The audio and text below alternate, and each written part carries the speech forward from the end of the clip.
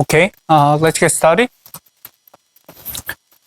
Today we're going to talk about a new stack protection mechanisms. I'll say it's not specifically for the stack protections, but general mitigations against any exploitation. Particularly, we're going to talk about DEP and ASLR. There's some administrivia. The Lec06 is just out. And importantly, NSA code breaking challenge is also out. It just announced yesterday. So a lot of people from other universities are tackling these challenges right now. The way it works is that every university will participate as one team. So you can register by yourself as a Georgia Tech emails and organization. And overall, like all the people from Georgia Tech will participate and compete with each other. The scoring system is a little bit weird. If you proceed there are up to 9 tasks, as far as I can tell. It's based on how many people completed the task 9 all the way to task 1. Based on those numbers, they assign some point so that they have scoreboard similar to our systems as well. We consider NSA code breaking challenge one single lab. So but it's open until the end of the semester. And in-class CTF will be held in December 1st. We are expecting about 3 to 4 people competing as one team. And the role there, we're going to describe the procedure of CTF a little more detail later. But basic idea here is that every one of you will, as a one team, will prepare one challenge. And we're going to provide, as an instructor, we're going to also provide a bunch of challenges so that we're going to put everything as a puzzle, the Jeopardy-like CTF, so that you guys can compete each other. And we will also invite some folks outside of Georgia Tech, and any team at Georgia Tech also apparently can participate. We will have some prize award at the end for the CTF.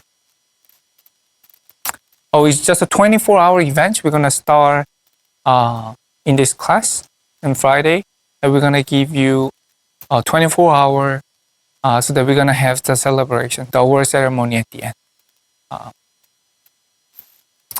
A little bit about NSA Code Breaker Challenge. Again, just open. Some university like University of Georgia and North University of Georgia are competing. They're very aggressively completing the task right now, but it really doesn't matter. Its time is wide open, so it doesn't give you much benefit of solving tasks earlier, but we can just do our own pace. If you complete those tests by end of this semester, it helps us proceed to the top rank in the scoring board. They pretend to mimic the realistic events, but this year's scenarios are pretty interesting. They're looking for a way to identify, investigate some of the unknown objects producing certain type of signals. Following those scenarios, you're asked to solve the task one by one in sequence, right? There are some resources on NSA Code Breaking Challenge website. If you can see, first few lectures is covering some of the topic that we did in first 2 weeks, the assembly and how to reverse engineer machine code and whatnot. And then they talk about the file format. You naturally understand what they mean by file format, like EAF, P, and whatnot. And then they touch upon some of the subjects in Stack Overflow and the heap overflow, which we're going to talk about later, starting from next week. And then they talk about shell coding, which we cover in the week 3, and 2 and 3. And lastly, they talk about the format string vulnerability, which is subject of today's lecture and this week, right? In fact, once we completed the challenges until next week, we probably are pretty much ready to tackle this code breaking challenge, right? Although they have other components like crypto and packet analysis and whatnot, but these are tedious, I would say, in the context of reverse engineering. Regarding some grades, we're going to assign the early task to 20 point up to task 5. So you're going to have about 100 point until task 5. But for the later task, like task 8 and 9, we're going to give extra point of 20 point.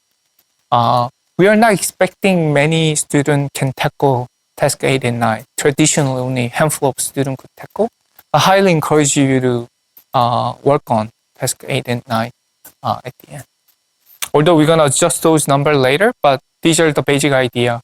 Our TAs and others will check the difficulty of those tasks by ourselves and see if what is the right point we can give to the student at the end. Any questions so far before we talk about Lab 4 and 5?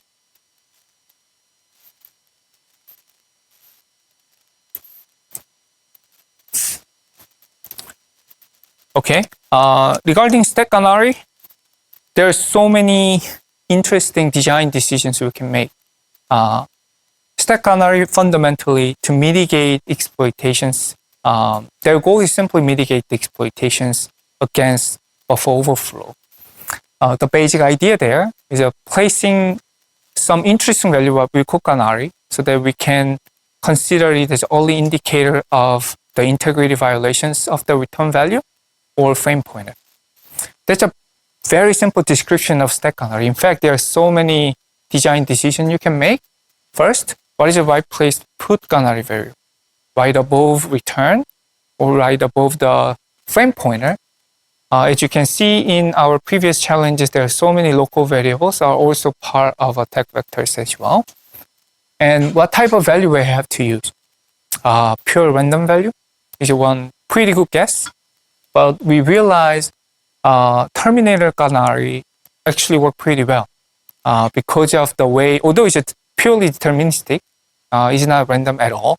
But in fact, in terms of API related to the stack buffer overflow, we could easily mitigate a lot of exploitation by using terminator as canary. Not only that, the timing is also an issue. We like to typically, when program is launched, they assign stack canary value, which typically they based on some random nonce the operating system provided. But in fact, can you create the canary that just work in particular context of the program, like particular context of the function calls, right? Instead of having one unique value for the lifetime of process, you can in fact design pretty easily, like this is canary value, the only valid for my context.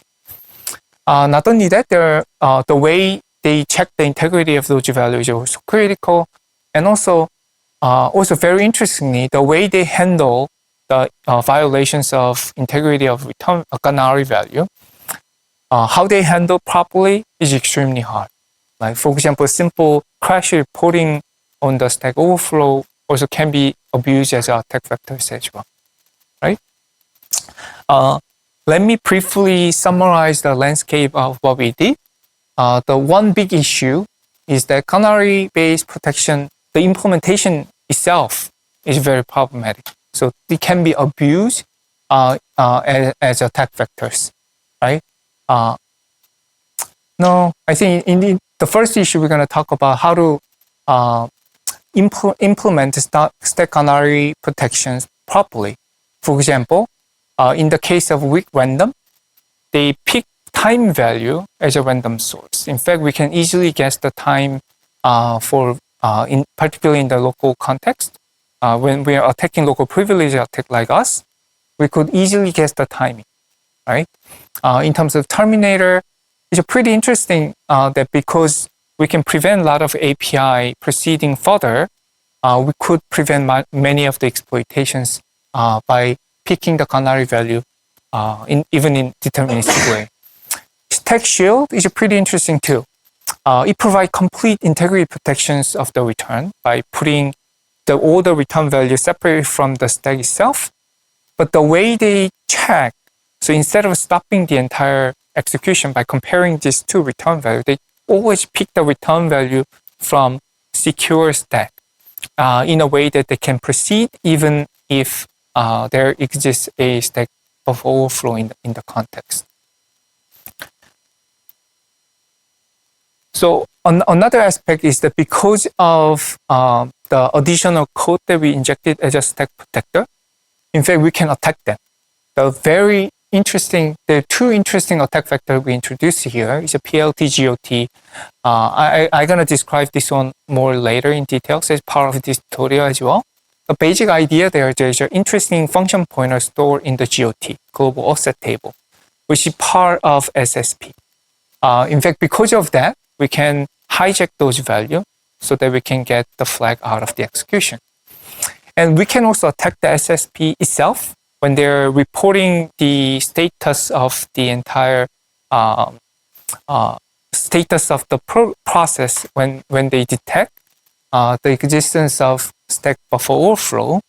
We could easily abuse them in a way that we can dump the flag in the context of the process as well. There are two fundamental limitations in those approaches itself. By simply protecting frame pointer and return address in the stack, we actually leave large attack vector against local variable. For example, if there's an index that was used to index some of the buffers in the local context can be overwritten so that it allows indirectly the arbitrary access to the memory. Also, if there is a file descriptor and if you have capability to modify those content like feed tables inside, then you can also easily hijack the executions of the process as well. More interestingly though, it's a very fundamental issue, is that the canary protection simply assume I would say, pure secrecy of the canary value so that attacker should not ever guess the actual value of the canary. But in fact, this is not actually true in the context of most programs. Like if program has a vulnerability like information leak, in fact, we can easily leak the canary value. So when you're overriding them, we can leverage those leak informations as part of the buffer. Heartbleed vulnerability is one of such kind. But because of the heartbleed vulnerability that could dump the private key in the context of the process, you can do the similar thing. Dump the canary and reuse this value in a way that override the canary value with particular value that you know, right? And then you can easily bypass. The limitation of all these approaches, in fact, the integrity of those return value and function return address, function pointers like local variables and frame pointer, in fact, is not relevant to the integrity or direct equivalent of the integrity protections of the canary value. First, we can override the canary, but in the process, in the program, we cannot recognize this is the overwritten value or the original value, right? This is one of the fundamental challenges in designing canary value, particularly in very efficient way. Otherwise, you can protect other than particular instruction that push the return address to the stack. Hardware can guarantee. You can design the hardware in a way that this particular memory location that you keep this return address should not be overwritten by the context in later other than particular instructions. But in fact, every other existing mechanism has performance overhead associated with it. So that this canary method, one nice thing about this canary method is very performance friendly. So you can implement those pure in software manner and very effectively and efficiently. So that's why a lot of people adopt canary and stack protector in their process as well. Any question about Lec 4 before we go to the subject of Lec 5?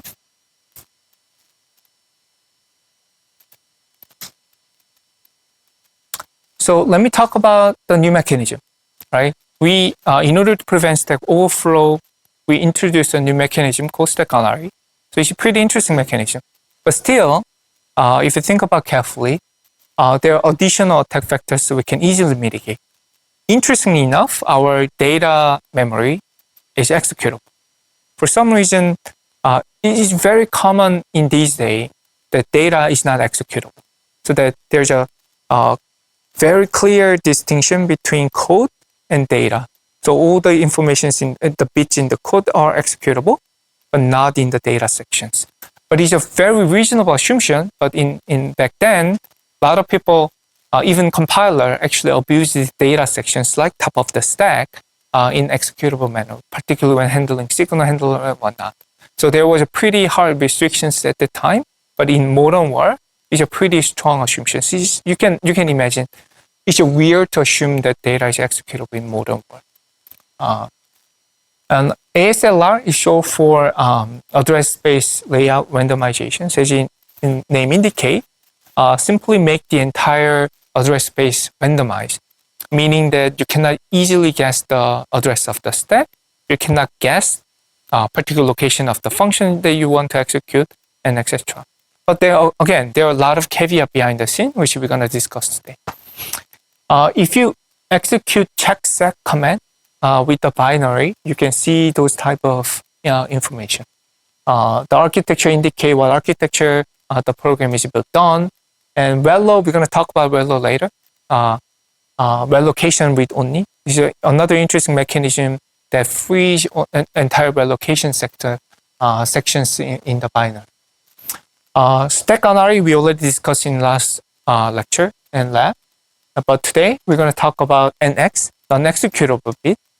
This is a special implementation of non-executable DEP in the context of x86.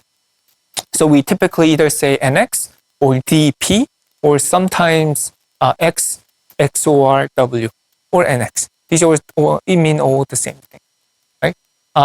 And also ASLR typically, in order to enable this ASLR, there are multiple requirements. The binary should be compiled in specific way so that unlike all the binary we've been dealing with, they are using a specific memory address in the program, but it's not relocatable. So you cannot just assign random address for the code sections in this case. So your binary should be compiled in position independent manner. This is what we call PIE, right? This is position independent executable.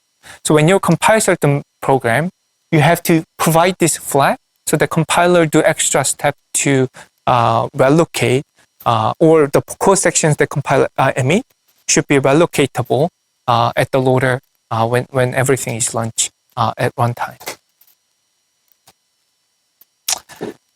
Simple way to check the existence of ASLR in your laptop is that by invoking this command.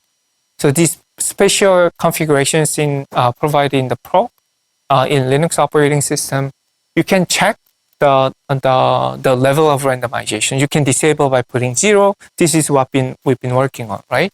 But starting from today, we're going to enable by putting 2. If you're working on the VM, you have to set this particular value to match with the conditions in our server. Once you enable them, whenever process launch and when the program is compiled with the right flag, the address of the entire code sections and data and stack and all the library will be different. Let me quickly show you how it works.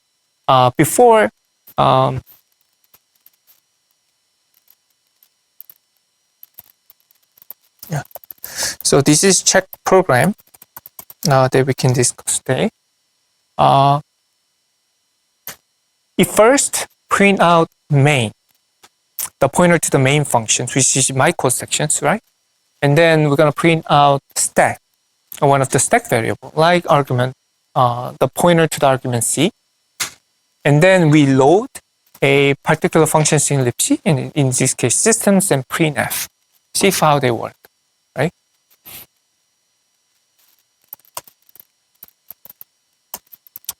So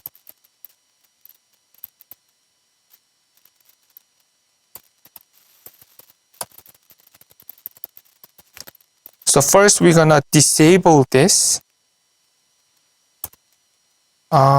In fact,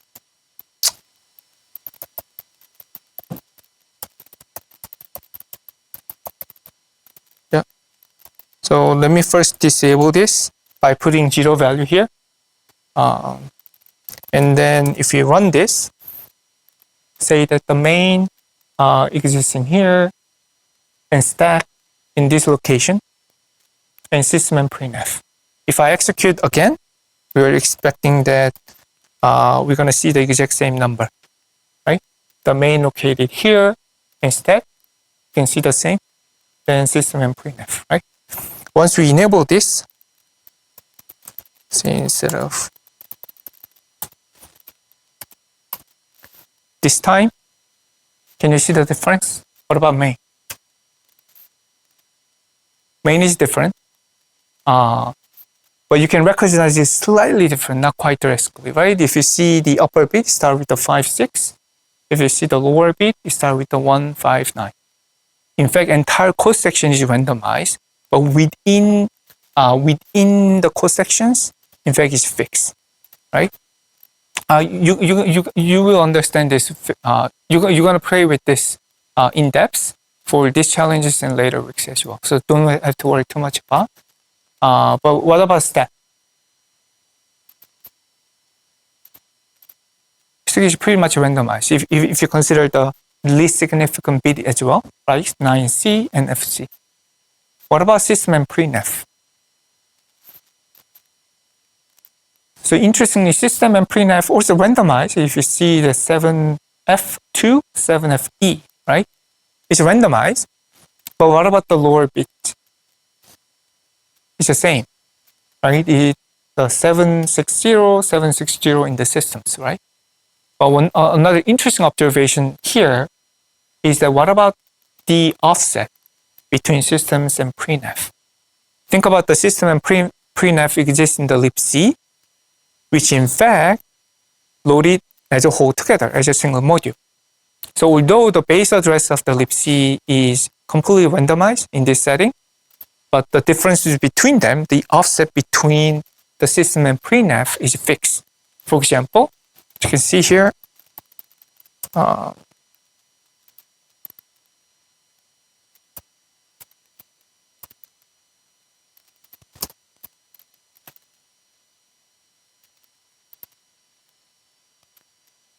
see, differences between them are same. Although individual address of individual functions are randomized in certain sense, the offset is the same.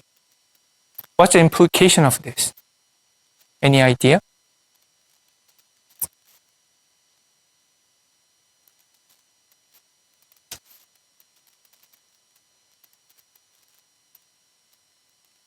It means one stack code pointer, that pointing to the libc area is leaked.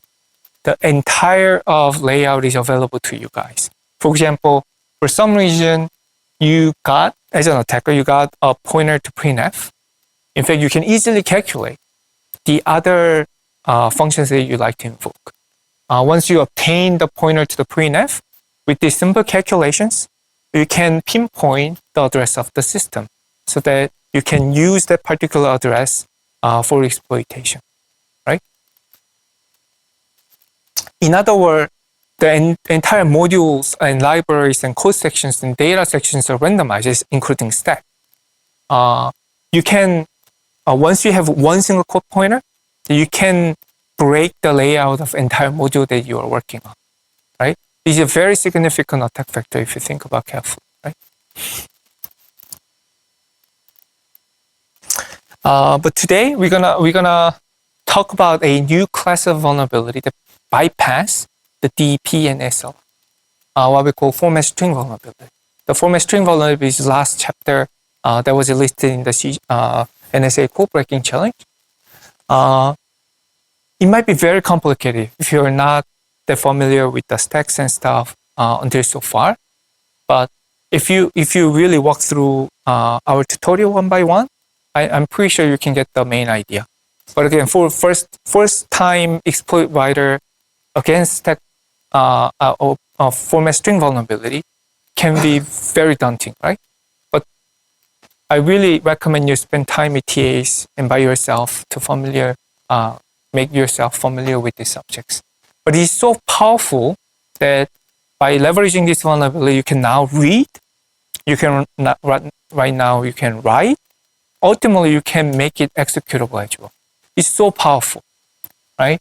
Although it's very simple in concept, but still you can see some of those some of those vulnerability exist in the modern stack, like Linux kernels, even in Like last year, there was a vulnerability in format string vulnerability in those software. And even sudo, which you're familiar with, right? You're typing sudo all the time. And sudo has this vulnerability in their process, in their program.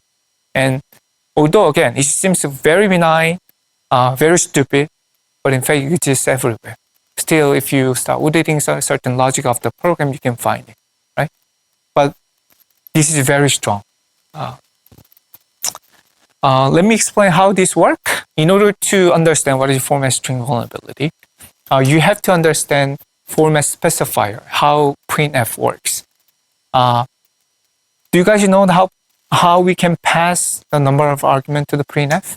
In order to provide one argument, you say printf and format specifier and argument. For example, if you want to print 10, because it's an integer, we typically put %d and then provide 10 as argument, right? What about we want to put 2? We're going to put another format specifier, in this case %d, extra %d, and then we're going to provide 2 arguments, 10 and 20, right? This is pretty easy. What if we provide another argument without providing extra format specifier? In this case, we do hello, %d, without having extra %d for the third argument. What if we provide the 3, another third argument? What's going to happen?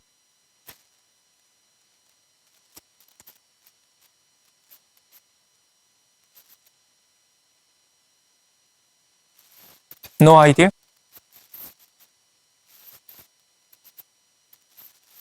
Yes? Yeah, exactly. It does nothing. Think about how to pass this argument to the printf. Could you explain how we pass the argument to the printf?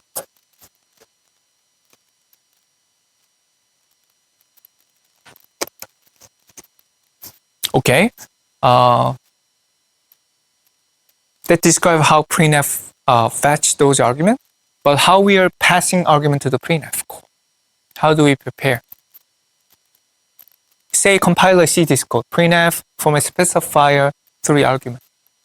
In x86 32-bit. How does this call work in assembly? Exactly. They push those arguments to the stack. And job for the printf is to figure it out how many arguments that they have. Like think about how you implement printf. Right? Printf doesn't have any idea how many arguments that you are getting as a printf perspective, right? It all depends on how many format specifier you're going to see in the format string buffer. Because you say there are 2 format specifier in the 2 %d in the format specifier buffer, format string buffer, they only access 2 arguments in sequence, right? Pretty easy, right? But difficult challenge is that what if we provide 3 format specifier in the format string buffer and we only specify 2 arguments. In assembly, we're going to push 20, 10 pointer to this format string buffer, right?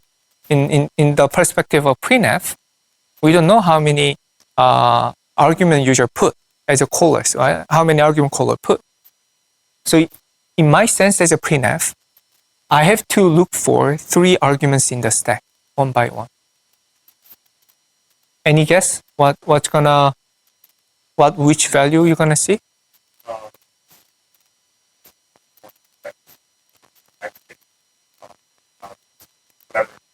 Yeah, exactly. Because printf again doesn't know anything about how many arguments was actually put it to the stack because of how assembly was constructed for printf like functions, right?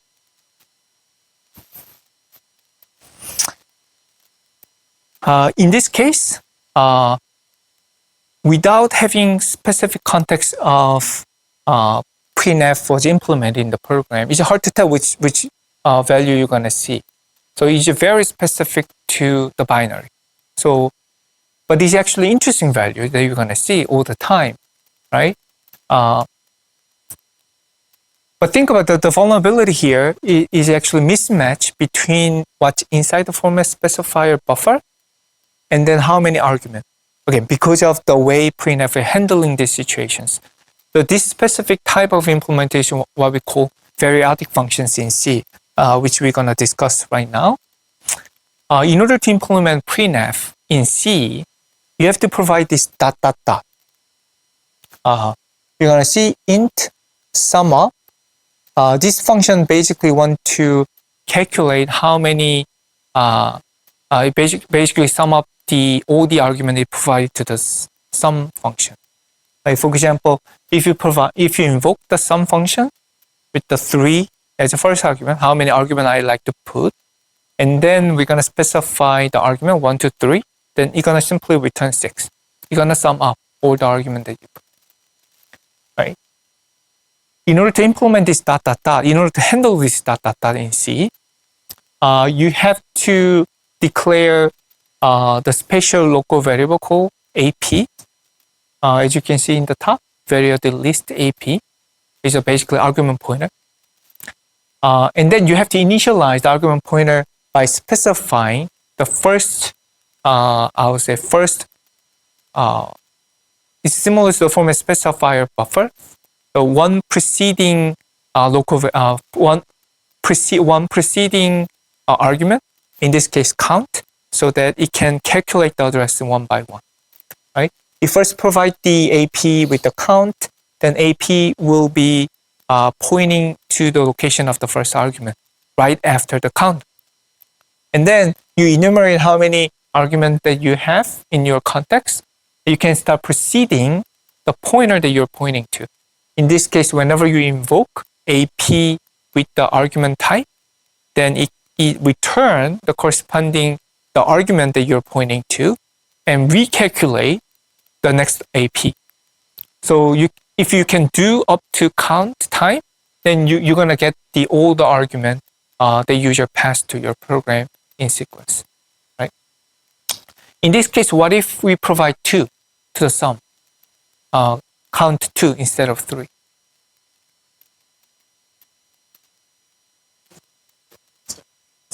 Yeah, it's simply return 3. Think about this. The count is 3. The AP now pointing to the first argument, in this case 1, because of VA star. But in the for loop, we simply access 2, right? Although the caller of the sum up actually puts extra argument to the stack, right? What about we put 4 to the sum as a count?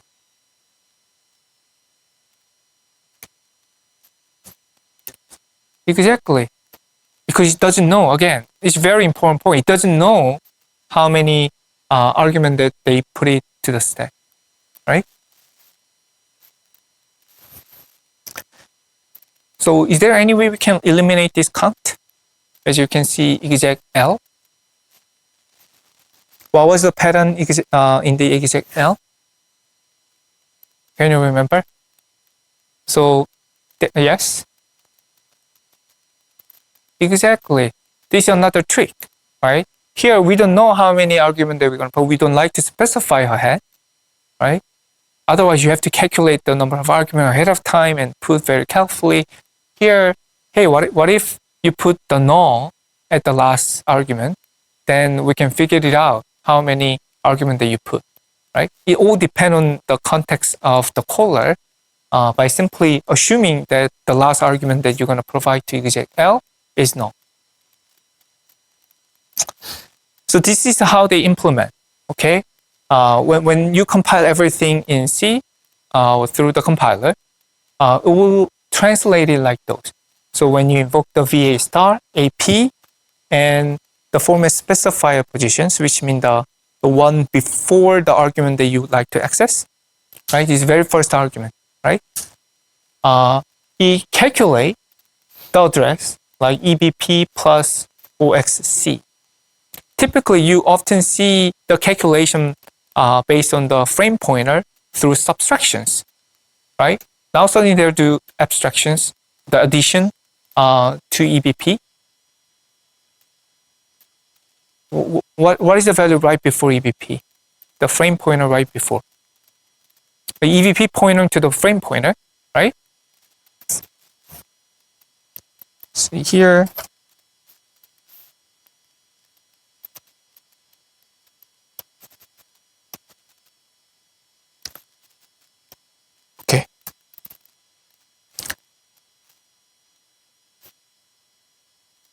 So EBP pointing to here. What's inside here? Here. Is a frame pointer to the previous block, right? Previous frame or activation record. What's here? Typically return address. And we are executing this in the context of periodic functions, right? This is EBP plus 4. This is EBP plus 8. What's in here? Count. This is EBP plus C. What's here? The first argument, right? So we are pointing here by calculating the right pointer to the first argument right after counter. Because this is a typical convention in C word, like providing format specifier, how many arguments are you going to put. That typically you have to provide the very first argument that followed by the ... the periodic argument to the function. So in this case now EAX now pointing to the first argument and simply copy this argument to the local variable. Now you can see some reasonable computations on the EBP, right? So based on the EBP, you pointing to your local frame, like by subtraction, right? And then if you see the for loop, we're gonna calculate here in the sum. We're gonna fetch the next argument in order to know what type of return, how many bytes they occupy, and what are the return value of those read. We have to provide the corresponding type. In this case, we're gonna convert the next argument to the int, so that we provide int as part of VAR, right? This particular code will be translated like those. First, you're gonna fetch the EAX is a local variable. The fetch EAX, which is pointing, the first one we just pushed in the previous code block, the pointing to the first argument. And then they're gonna read this by this abstract. And they're gonna calculate EAX plus 4 by putting EDX. What's in EDX?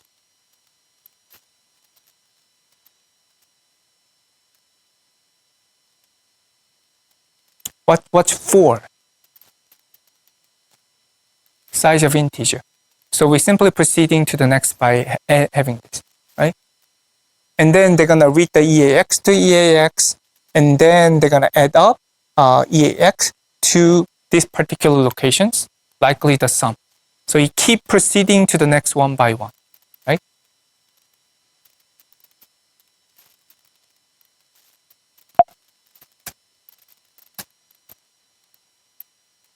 So in this class tutorial, we're going to provide a modified version of the crack.me that contains format string vulnerability.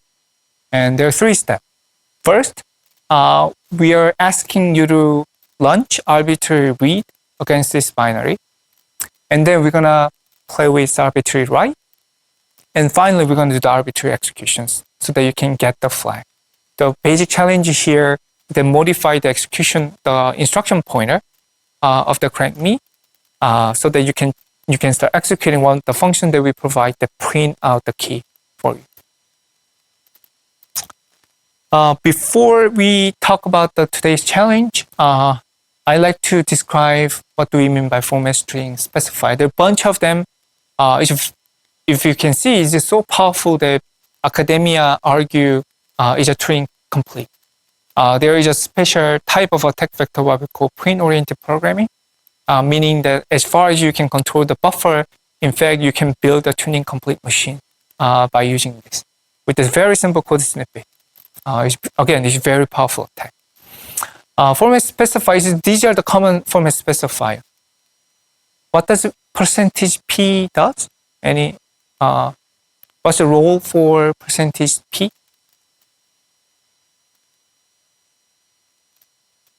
It print out a pointer. %s mean you're gonna print out string. What's the difference between %p and %s? Any guess?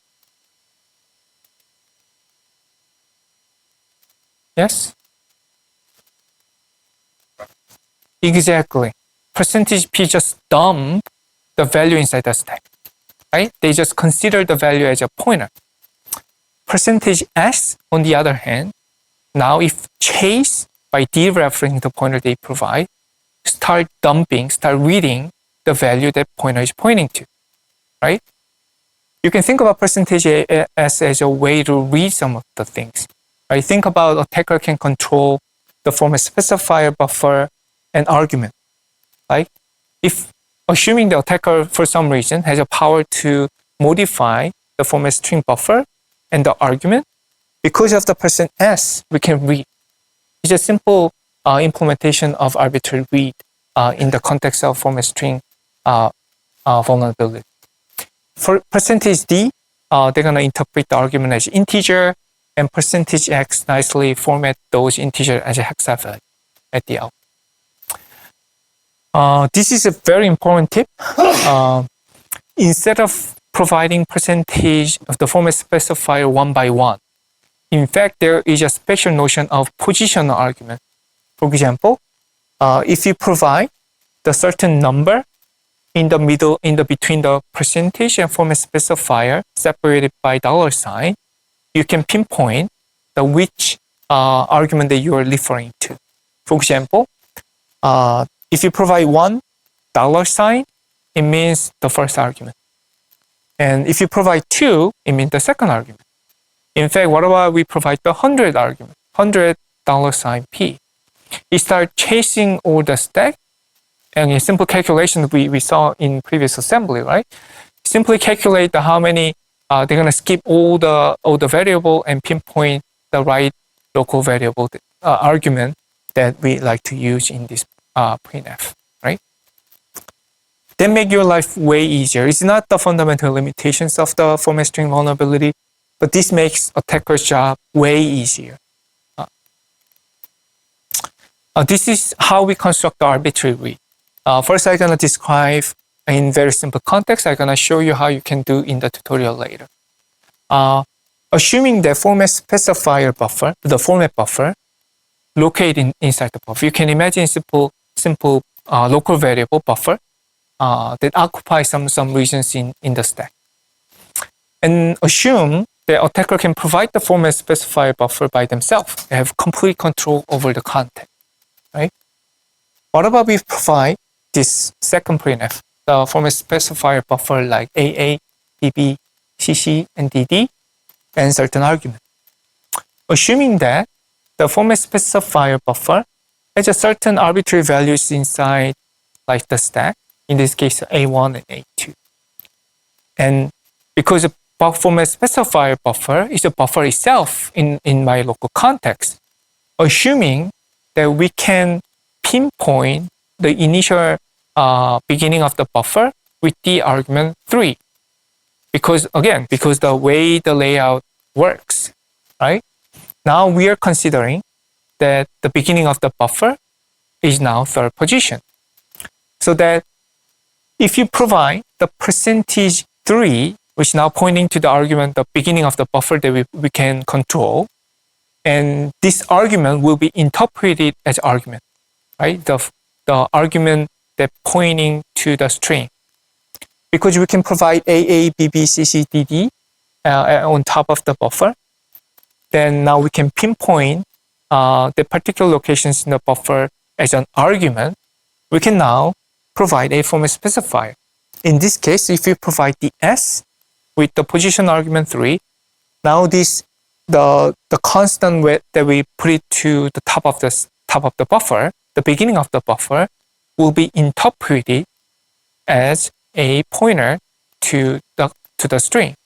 So because of this format specifier, now again, attacker just have this one complete control over the format specifier buffer. We now printf will interpret the argument by themselves in this way, so that now attacker now guide the format specifier format string vulnerability in a way that they read a string from this location because of the format specifier S in the argument. Everybody understand?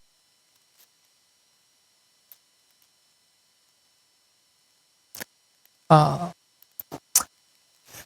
are more format specifier we can leverage, particularly for other type of vulnerability, like arbitrary write and arbitrary code executions as well.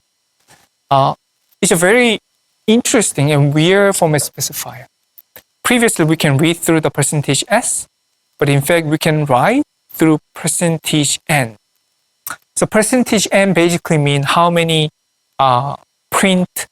character we printed so far, and storing this information to the pointer argument that you provided to the printf.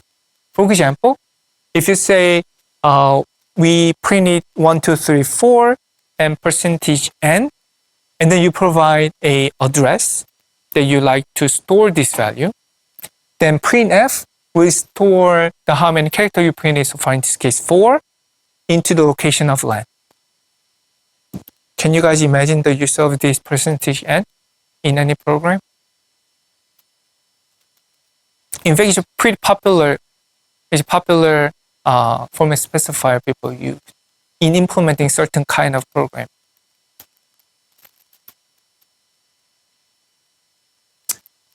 One popular usage is database management system, that they tend to print out the tables and predefine their output, so that in order to calculate how many print that you like, for example, you print out the integer, you want to make sure that the alignment of those columns, you want to know how many print that you did so far.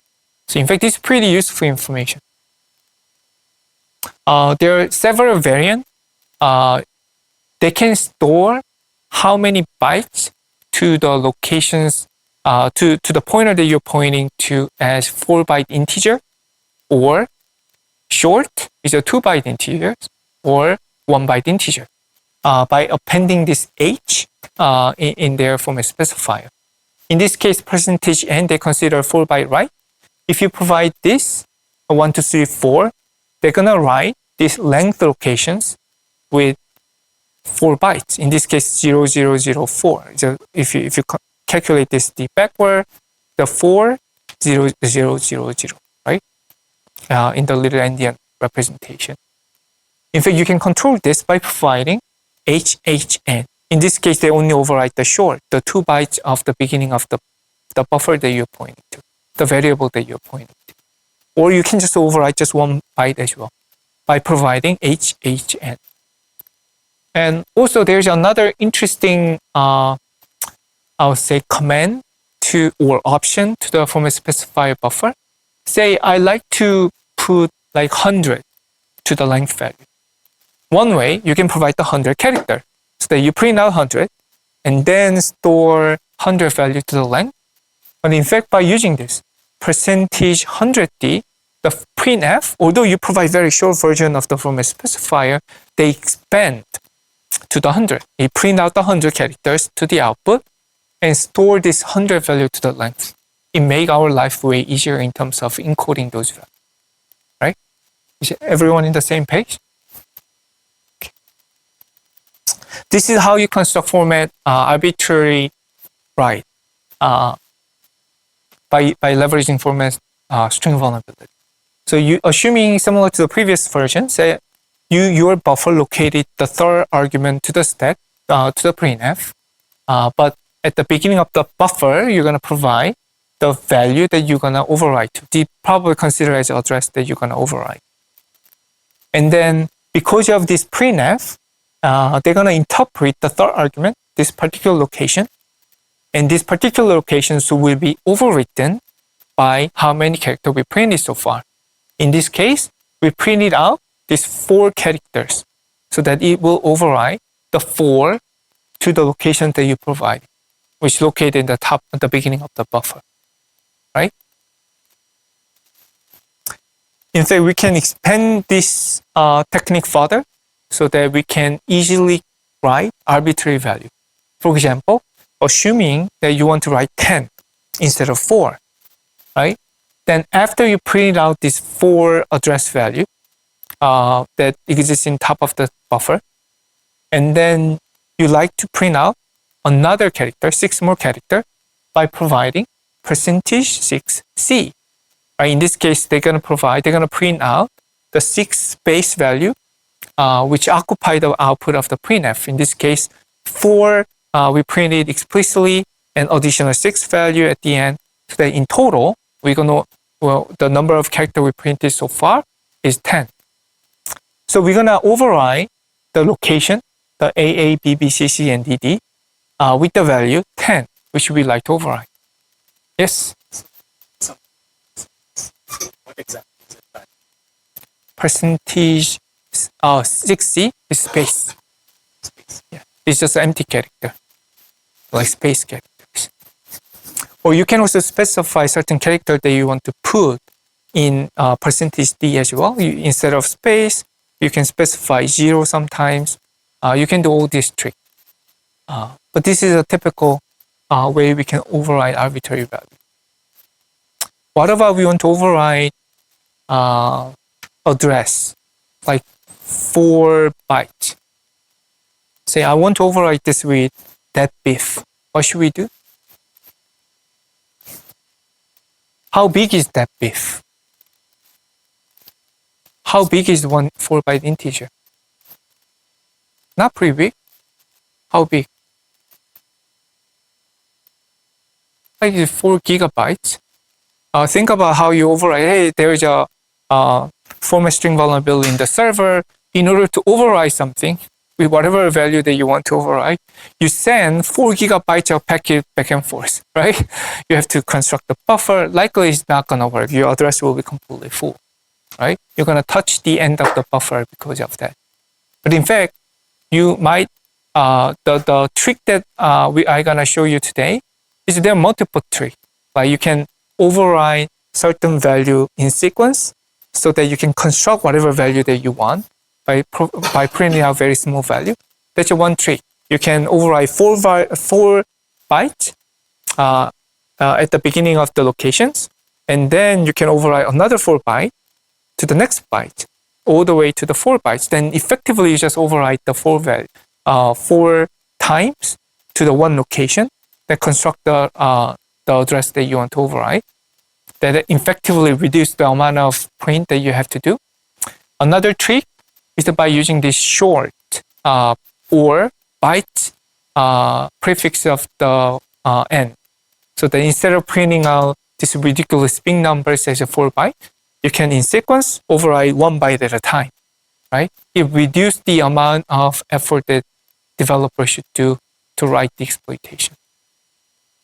So I'm gonna demonstrate how things work in the context of Crank Me challenge as well. Once you have this arbitrary read and arbitrary write capability in your hand, in fact, you can easily write any function pointer in the program. So one of the big attack vectors, in fact, if you tackle the PLT GOT challenge in the last week, in fact, this is how it works. So PLT is a procedural linkage table that typically embedded in the code sections, so that instead of, I think I'd rather show this how it works with the Crank Me. Set the Crank Me.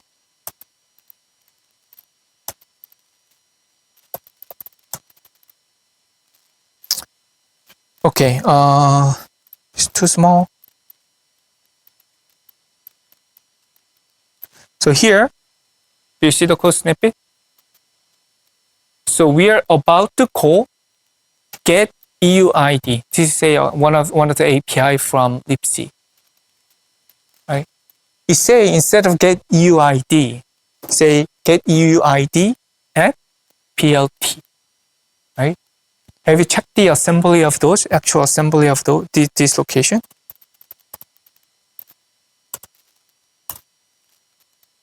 You say call this constant, right? Call this constant. Where is this constant? Do you guys know the location of set EUID? Get EUID. In fact, the actual address of get EUID is this number. But in fact, they're calling to the real location within my code sections, not the actual get EUID implementations. I say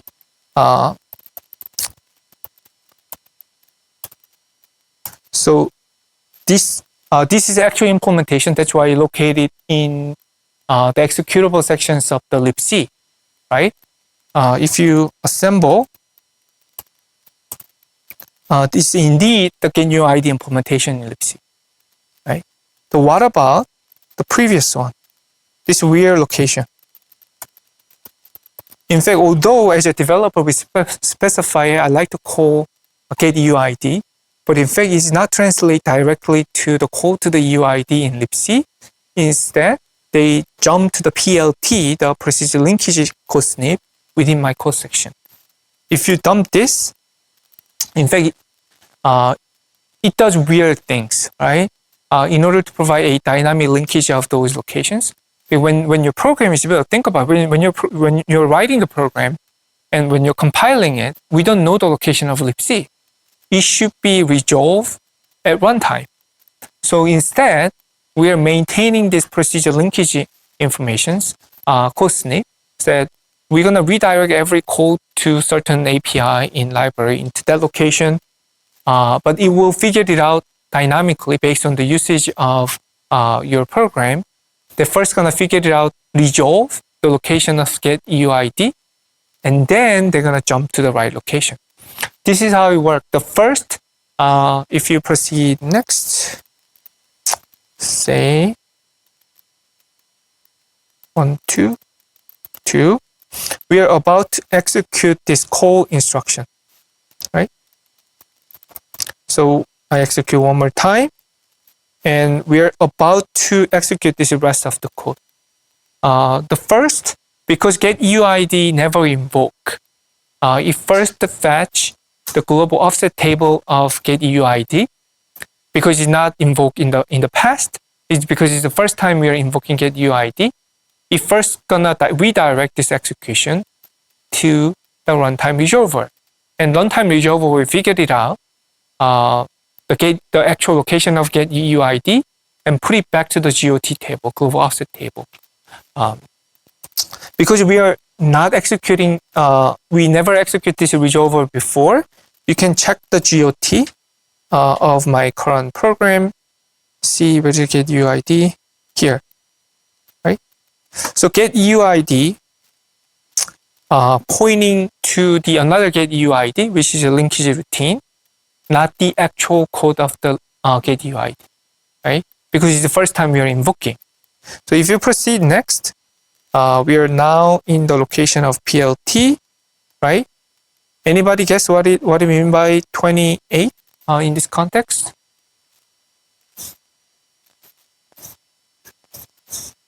Yeah, you can consider it entry offset. This is the information for the link dynamic resolver. What API they're invoking. This is tightly related to debugging the symbol locations in symbol informations in your ELF, so that when say 28, we know the actual GetUID informations in your symbol table, and resolver figured it out right API for you. And then they're gonna jump, assuming the resolve. Let me show you one more time. So we are about to proceed. Okay, we are now in the execution of runtime resolver. So this location that we are executing right now in the link runtime resolver, typically called LD, right? And once they done with this execution, done with the resolution, we just return back to the original caller. If you check the GOT, see, GetUID now pointing to the actual location of GetUID in libc. Right? Think about we're overriding this value. Right? GOT is writable by definition, because resolver should figure it out the locations and override for you. Because it's writable locations, assuming you figured out the actual location of GOT, you overwrite them, you can easily hijack the instruction pointer of the target program, right?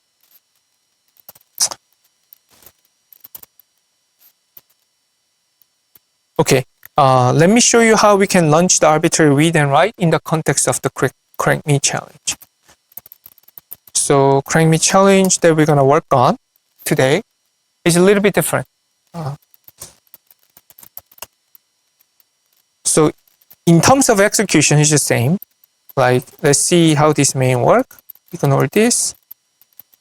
You first print out this header informations, welcome, put the password, get the buffer, and compare the correct password by himself.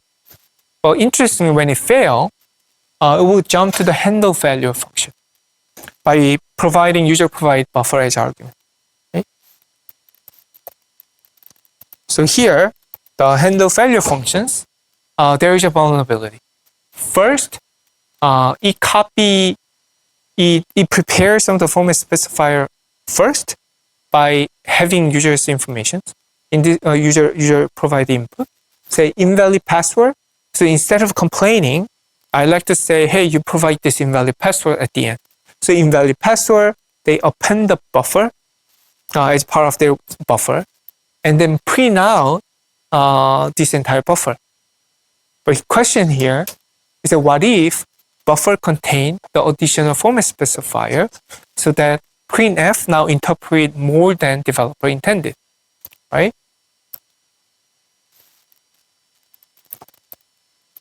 And then once they're done with this handle value function, this is an extra code routine that we like to bypass.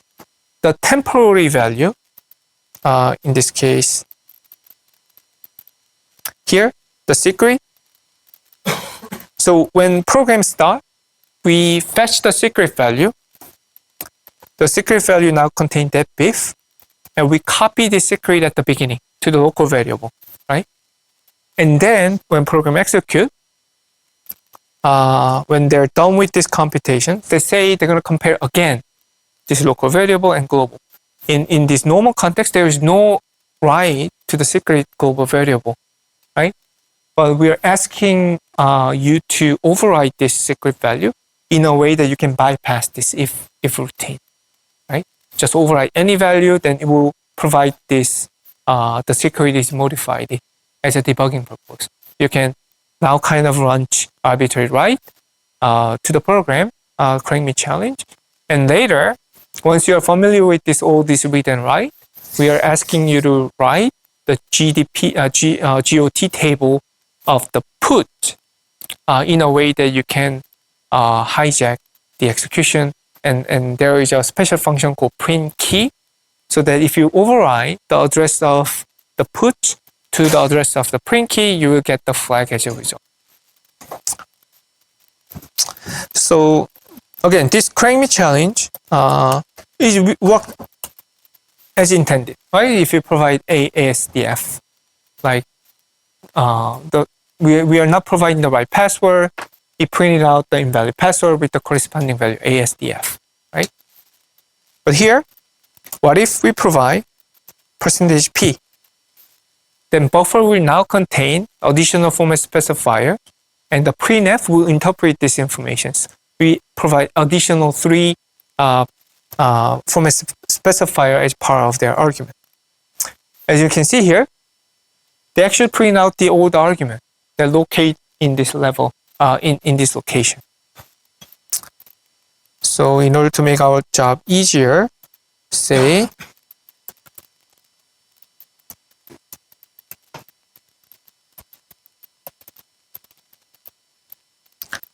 so provide the separator so that you can see the first argument we can access by manipulating format specifier buffer pointing to the 64.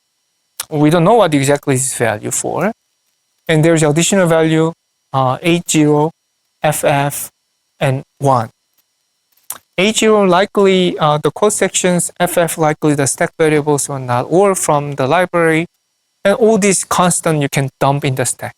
It nicely matching whatever, if you see this one in the GDB, nicely matching the variable inside the GDB. What if the first task we have to do in order to launch arbitrary read in this attack? So we confirm existence of vulnerability. Exactly, we have to figure it out the location of the buffer. So that instead of keep providing this P, we have to know which argument is pointing to the buffer that I'm controlling, so that we can provide the arbitrary argument to the printf, right? One trick that we're gonna learn today is that we're gonna put additional value that indicate the beginning of the buffer, say AAAA.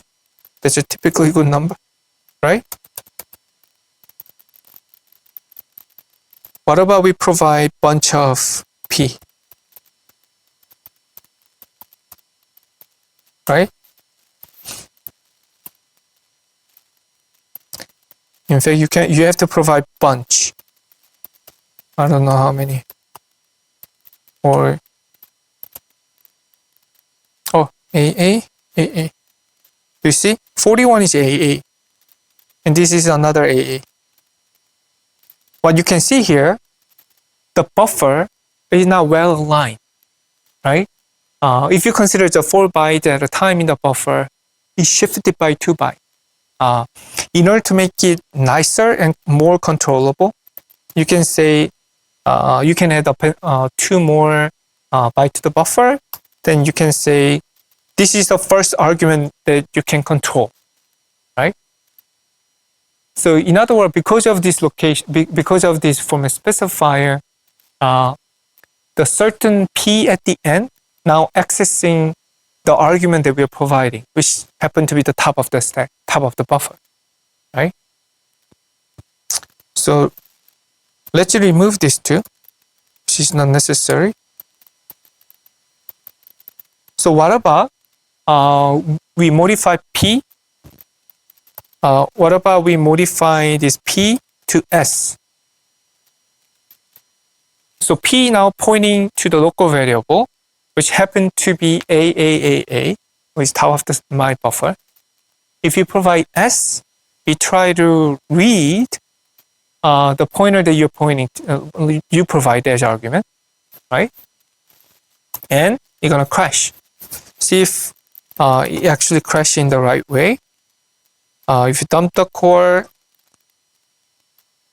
they're comparing the locations in EAX to D. It's a carriage return, I guess. So EAX contain this value as a pointer. It try to read these particular locations, but in fact there is no data inside this AAA, so it crashed, right?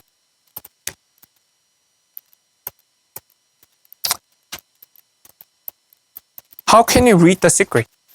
The variable, global variable, the DEP. Exactly. First, we have to find out the address of the DEP. Luckily, this particular crank me challenge that we provide is not completely PIE, the position independent executable. Not yet. The certain global variable, my local contexts are still in the locations that you can easily fetch. One way you can find those information by providing nmap. It resolve known variable, say secret. So it seems this is the location that contains secret, right? So we like to provide the argument. Instead of providing AAAA, we're gonna say 50 0 4 8. Then we have to interpret this one as escape. So if you provide now that the certain argument in the stack, which is considered on top of the buffer, and the last percentage S will read this pointer that we provide, right? There is something is printed. Apparently that bit is not printable character. So you can see here, there's that bit. Yeah, this is that bit, right? So you correctly print it out, correctly read the secret, and print it out to the console, right? So you can get that bit by yourself. Apparently this is super annoying, right? You have to provide bunch of P to the buffer. Sometimes buffer is not enough. you better make a position argument. So how many? 1, 2, 3,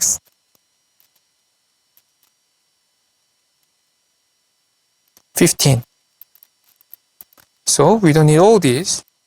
Instead, say 15 S. See, we can still read the right value, right? Instead of consuming the performance specifier one by one, you can say in the 15th positions in the buffer, again, which collide with the buffer in your local context. You can manipulate the argument by manipulating the contents of the buffer, now pointing to the correct argument here, so that you can read the depth if, right? How can you write? So we like to bypass the last routine. So in the correct execution, there is no way you can overwrite the secret, right? But we like to overwrite the global variable secret in a way that we like to print out the put.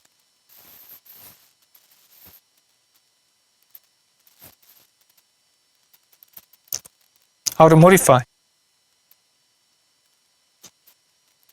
What? Yeah, we're going to overwrite the GOD later for arbitrary executions, but in this case, we like to overwrite the secret values in the global location. Exactly. Instead of S, we can simply provide N, right?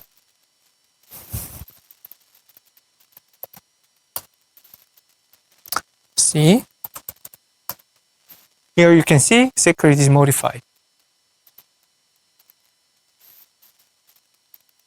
So can we read this location again?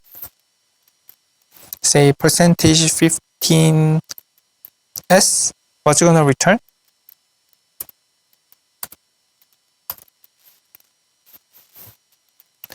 We first overwrite the value, try to read again. So that we like to figure it out, which value was overwritten. Can you see the return value? We can do some trick, like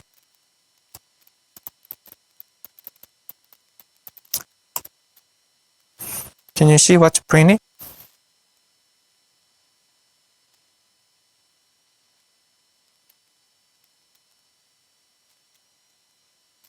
So this is the amount of character that is printed so far. Can you see? This is a print. XXXX. The one only one byte is printed out, and then the rest. What is your 1x?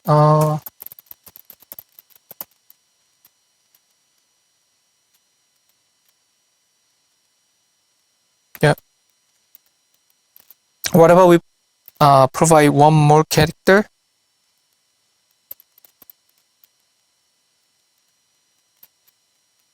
It doesn't matter. We provide another 4 to the format specifier buffer, so hopefully we got more output. Where is it become X.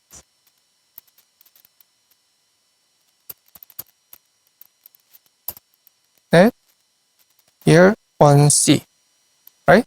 So previous 1A, now we add another 4, become 1C. How can you make 20? How can you make 20?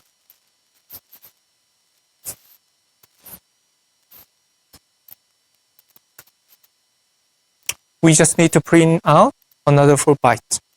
In this case, you can provide additional C so that you can see in this location is 20. So in other words, you can actually control how many what bytes you want to override to here, right? The challenge here is that what if we want to override certain arbitrary value? The exploitation becomes extremely complicated. You have to be very careful about writing. So let me demonstrate how we can write. Say I like to override AA, BB, CC, and DD. So I just pick the random value. how to make AA instead of 20.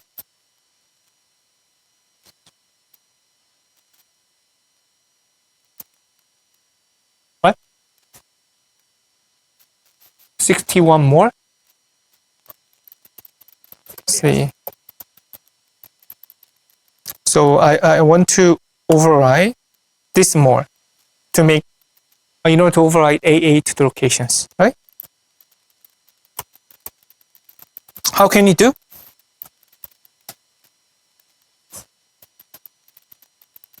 Here, we can print more. How many more? 1, 3, 1, 3, 8, C. We don't know what's going to print out as part of C, but at least this makes sure that 138 character is printed right before we're overriding the value, right? C, where is it?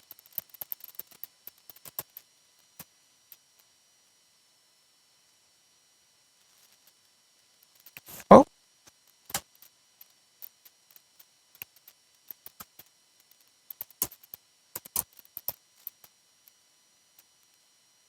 That's right. Here, the XXX and then AA. You can see now we construct the AA. What about BB? Any good idea? So how many character we printed so far? AA. So how many character we have to print more?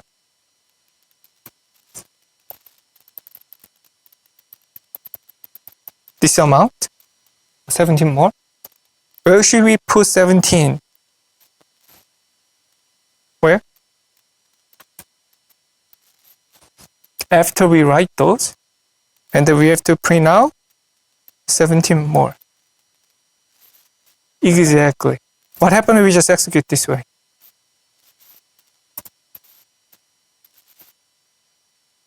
We still have AA because we didn't override yet. But we like to override one more time. How can we do? Here, we printed here so far. How can we provide the extra argument that we can provide? What if we override to the same thing? So basically, 15 pointing to the same buffer that located here. So we like to provide another address that we can override together, right? So here, instead of providing just one address, we're going to provide another address.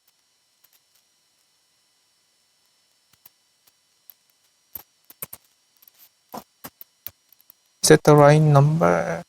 Yeah. And then what's the trick here? So we provide the same argument, but we're going to provide 1 byte after this one so that we can keep overriding. Understand? So if you provide the same argument which is pointing to the same secret value, you're going to keep overriding that value. So instead of overriding, so in order to make things easier, say instead of n, we're going to just specify just 1 byte. Although it's in fact it's exactly the same.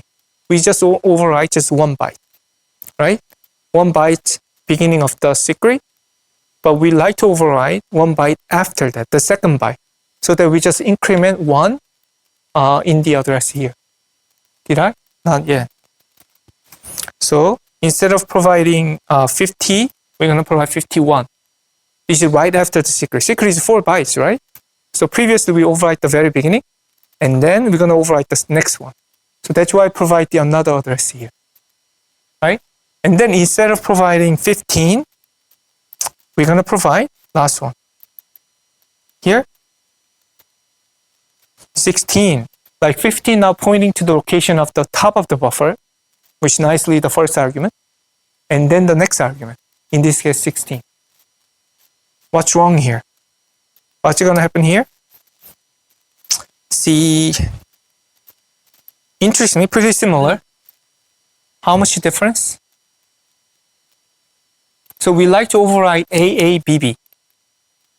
So like now we destroy the calculation that we did before. by putting additional 4 bytes at the top of the buffer. So we put 4 additional characters accidentally. So instead of providing 138, less than 4, right? So we now have, where is it? A and BB. Okay, we find the constructor 2-1 by overriding 1 byte at a time. What about CC? Another, oh no. So because we printed BB so far, we're gonna print out another 17 so that we can make sure we're gonna have CC amount of printed characters so far, right? What can you do? Provide another argument, right? To the buffer. In this case, 2. And then, how many characters we have to print it right after we override 16? 17C. And then we have to override 2 17th position argument. So, this is the first argument that located in 15, 16, 17, right? And then in between, we printed an additional 17 character. What's wrong here? We ended up having another 4 extra character. We have to adjust another, the first character here. Do I have A, B, B, C, C? Great. See, we have a complete control, right? What about DD? Since DD is not like amazingly different, what about AA? So instead of providing more character, what about we have to override AA, BB, CC, AA, which is less than the amount of character that you printed out. You know what I'm saying? So previously, if in case of DD, right? We can print additional 17, but what is that? What if we suddenly very slow. What about we want to override AA again to the end? What? Oh, that's a good idea. You can AA first, and that's one way, incrementally. What about we have to like say, well, what is the good condition that you have to override a sequence at a time? If you do the 1 byte at a time, you can actually carefully calculate those way. But what if we print it out way more? Like I like to override like 10 locations that already occupy some of the conditions here. Say I like to override 0, 0 value. Then you have to print it out first, which is already beyond the value that you want to override. Any good trick? Exactly, you can overflow. The amount of character we are overriding is limited to the 4 bytes, not limited to 1 byte. In fact, you can override in a way that we printed CC so far, and in order to wrap around, you have to print it this amount, and then we want to go to AA. So this is the total amount of character you have to print in order to trigger this overflow of the value, right? So let's try.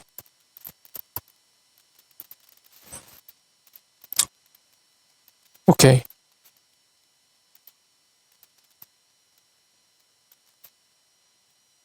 So let's copy one more time.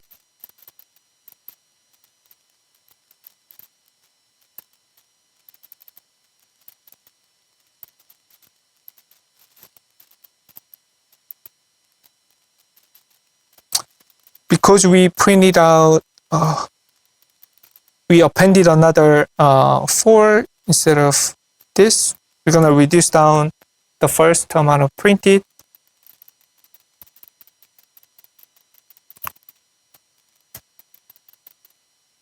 Then how many characters we have to print it? Do you guys remember? 187 C, and then which position? in this way, we're going to print out CC so far, but we're going to print out way more than 1 byte, so they overflow. But at the same time, we're going to, after the overflow, we like to reach to the AA, right?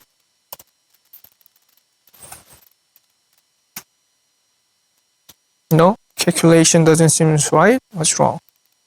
Did I print it?